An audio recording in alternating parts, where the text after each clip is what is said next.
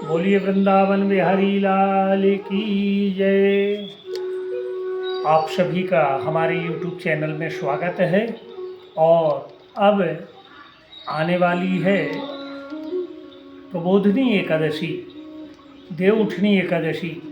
श्री हरि जो योग निद्रा में सोए हुए थे, चतुर्मास में उन्होंने सृष्टि का संचालन का भार देवादिदेव महादेव को, भोलेनाथ को देकर प्रभु निद्रा में थे। और अब वह निद्रा का समय पूर्ण होने जा रहा है। कार्तिक मास शुक्ल पक्ष की एकादशी को हम प्रबोधिनी एकादशी या देवउठनी एकादशी भी कहते हैं। इस दिन श्री हरि जो शयन कर रहे थे वह जाग जाते हैं और उनके जागते ही चतुर्मास व्रत जो सभी धारण किए हैं वह व्रत की भी परिपूर्णता का समय आ जाता है।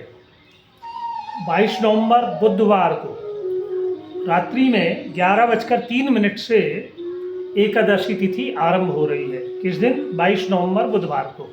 उदया तिथि हमें 23 नवंबर को प्राप्त हो रही है और उस दिन गुरुवार है। 23 नवंबर गुरुवार के दिन प्रबोधिनी एकादशी मन भाव से आप धारण करें। उस दिन श्री हरि का उत्तम पूजन अर्चन जैसा आप अधिकतम कर सकते हैं, क्योंकि प्रभु की आराधना में कभी भी न्यूनतम की बात नहीं करना चाहिए, क्योंकि प्रभु की ही कृपा से हमारा यह जीवन है। उनकी जब हम पर कृपा नहीं होगी तो हम एक क्षण सांस ले पाना संभव नहीं है। तो इस देव प्रबोधिनी एकादशी को आप किस तरह से प्रभु की आराधना करें वही हम आपको आज बताने जा रहे हैं। और बड़े मन भाव से उस दिन आप प्रभु का प्रातःकालीन बेला में स्नान ध्यान करके संकल्प धारण करें कि हे प्रभु, हे नारायण, आपकी कृपा से संपूर्ण सृष्टि के आप पालनहार हैं और आज मैं प्रबोधिनी देवउठनी एकादशी व्रत का मैं संकल्प धारण करता हूँ या धारण करती हूँ। बड़े मन भाव से मुझ पर, मेरे परिवार पर आपकी कृपा बनी रहे, माता महालक्ष्मी की कृपा बनी रहे, और ऐसा आपको संकल्प लेना है। और एक विशेष बात, स्नान के जल में अगर आपके यहाँ कहीं तीर्थों का जल हो, नर्मदा जी का हो, जमुना जी का हो, गंगा जी का हो, तो थोड़ा सा वह जल भी आप उसमें अवश्य मिला लें, तो आपको इन तीर्थों में स्नान का फल प्राप्त होता है। और बड़े मन भाव से आपके यहाँ कान्हा जी की मूर्ति होगी या श्री हरि की हो तो उनका दूध से, पंचामृत से अभिषेक, पूजन अर्चन करके श्री हरि विष्णु का आपको पूजन अर्चन करना है।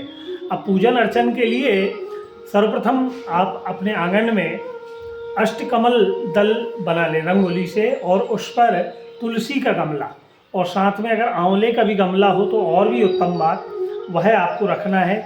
एक सुंदर सा पटा या चौरंग लें, उस पर एक पीला वस्त्र, रेशमी वस्त्र जो आपके पास हो वह बिछाकर वहाँ लड्डू गोपाल या कान्हा जी की प्रतिमा, मूर्ति जो हो आपके यहाँ वह रखें। गौरी गणेश कलश रखें। बड़े मन भाव से परिवारजनों सहित मिलकर आप श्री हरि की पूजन अर्चन करें। नाना प्रकार के नैवेद्य भोग लगाएं और श्री हरि को तुलसी दल अवश्य अर्पण करें। चतुर्मास में आपने अगर कोई चीज़ त्याग दिया था तो वह भी उस दिन आप प्रभु को अवश्य अर्पण करें। और कहा भी जाता है ना कि बेर भाजी आंवला उठो देव सांवला।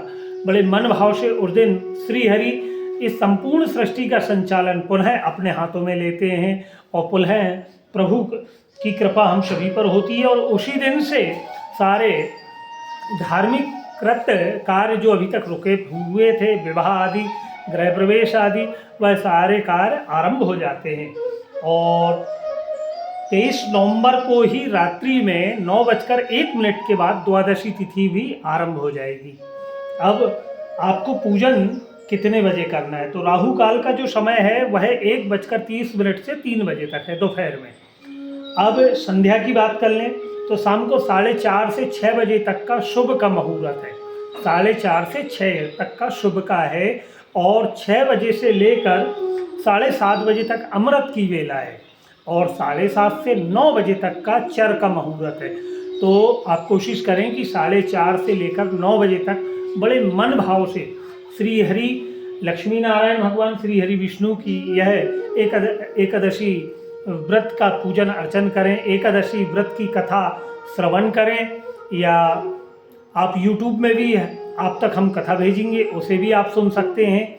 और इसमें बड़ा विधान यह आता है कि अब आपको द्वादशी के दिन 24 नवंबर को पारायण कितने बजे करना है। तो पारायण का भी समय जो आ रहा है वह 6 बजे से 8:15 तक प्रातःकालीन बेला में पारायण का भी समय है।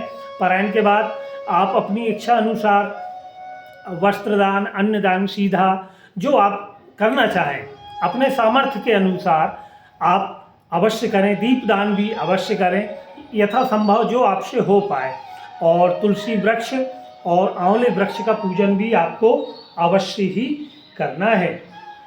और एक विशेष बात यह आती है, अब आपको व्रत धारण करना है तो इस विषय में हम आपको बतलाएं कि एक दिन भर आप उपवास रहकर संध्या के समय प्रभु का पूजन अर्चन कर आप व्रत तोड़ सकते हैं। अब इसी में नारद जी ने बतलाया है कि एक संध्या को भोजन करने से 2 जन्मों के, आप अगर संध्या के समय भोजन कर लेते हैं, एक समय का आप व्रत धारण करते हैं, संध्या के समय अगर आप भोजन करते हैं तो 2 जन्मों के पाप भस्मीभूत हो जाते हैं। और पूरे 24 घंटे का व्रत धारण करते हैं। 24 घंटे का अर्थात यह है कि प्रातःकाल से 24 नवंबर तक सुबह तक। बहुत से लोग रात को 12 बजे के बाद बोलते हैं कि अब दिन बदल गया और अब हम व्रत तोड़ देते हैं, तो यह दिन नहीं बदल पाता। वहाँ केवल आपके 18 घंटे कंप्लीट होते हैं और व्रत पूरे 24 घंटे का होता है। और अगर आप पूरा व्रत धारण करते हैं तो 7 जन्मों के पाप आपके भस्मीभूत होते हैं। कोशिश करें। और एक और विशेष बात यह आती है कि जो वस्तु त्रिलोक में मिलना दुष्कर है, वह वस्तु प्रबोधिनी एकादशी के व्रत को धारण करने से वह वस्तु आपके भाग्य में आपको प्राप्त हो सकती है। मन भाव से श्री हरि की आप आराधना करें और यह वीडियो आप अपने और भी परिवारजनों तक अवश्य भेजें, जिससे वह भी इसकी सही जानकारी ले पाएँ। कार्तिक मास शुक्ल पक्ष की एकादशी पुनः हम आपको बतला रहे हैं कि 23 नवंबर गुरुवार के दिन, 23 नवंबर को गुरुवार के दिन यह एकादशी है। बड़े मन भाव से आप एकादशी व्रत को करें और आप सभी को एकादशी व्रत की मंगलमय शुभकामनाएं। आप हमारे चैनल को अवश्य सब्सक्राइब करें। बोलिए वृंदावन बिहारी लाल की जय।